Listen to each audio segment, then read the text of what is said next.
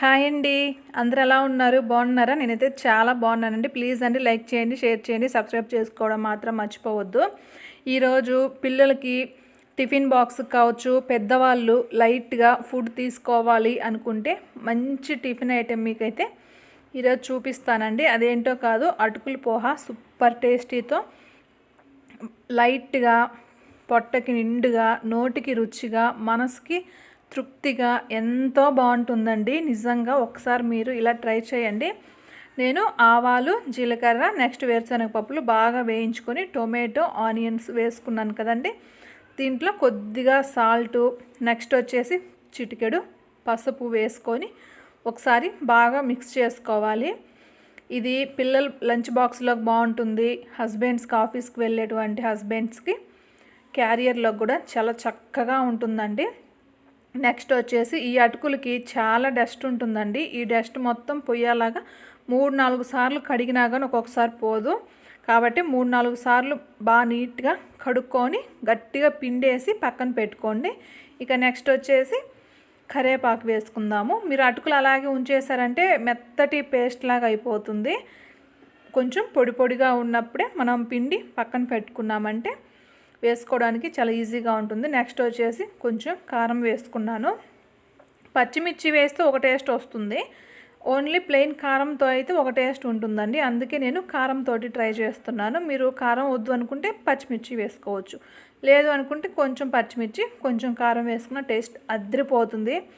ఏది వేసినా కానీ టేస్ట్ అయితే అమోఘంగా ఉంటుందండి. చూసారు కదా, మనం ముందుగా రెడీ చేసి పెట్టుకున్న అటుకులు మొత్తం ఒకసారి బాగా మిక్స్ చేసుకోవాలి. ఆ కారం, ఆ టొమాటోలో ఉన్నటువంటి ఆ పులుపు అటుకులకి బాగా పట్టి అటుకులు మంచి ఫ్లేవర్ వస్తుందండి. ఇది చేసేటప్పుడు చాలా బాగుంటుంది. ఖచ్చితంగా మీరు కూడా ఒకసారి ట్రై చేయండి. ఇది హెల్త్ కూడా చాలా మంచిది. నెక్స్ట్ వచ్చేసి డైటింగ్ చేసే వాళ్ళకు కూడా చాలా బెటరు, మంచిది కూడా. లైట్గా పొట్ట హెవీగా ఉండదు, మనం తిన్న చాలా లైట్గా ఉంటుంది. అలాగే నోటికి ఏమాత్రం రుచి తగ్గకుండా ఉండదండి. రుచి మాత్రం సూపర్గా ఉంటుంది నోటికి.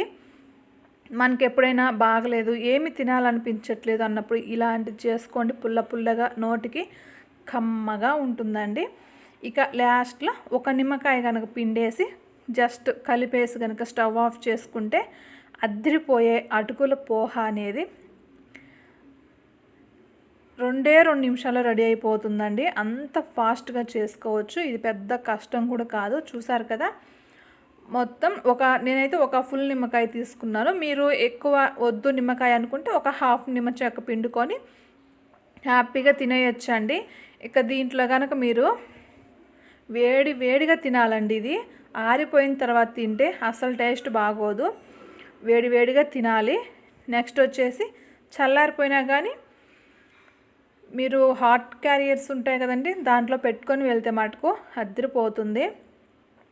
ఇక నెక్స్ట్ వచ్చేసి చూసారు కదా, మొత్తం కంప్లీట్గా రెసిపీ అయిపోయింది. నేను ఫైనల్లో కొంచెం సాల్ట్ చెక్ చేసుకున్నాను, సాల్ట్ కూడా సరిపోయిందండి. Okay friends, bye. ఈరోజు వీడియో సింపుల్గా ఇది.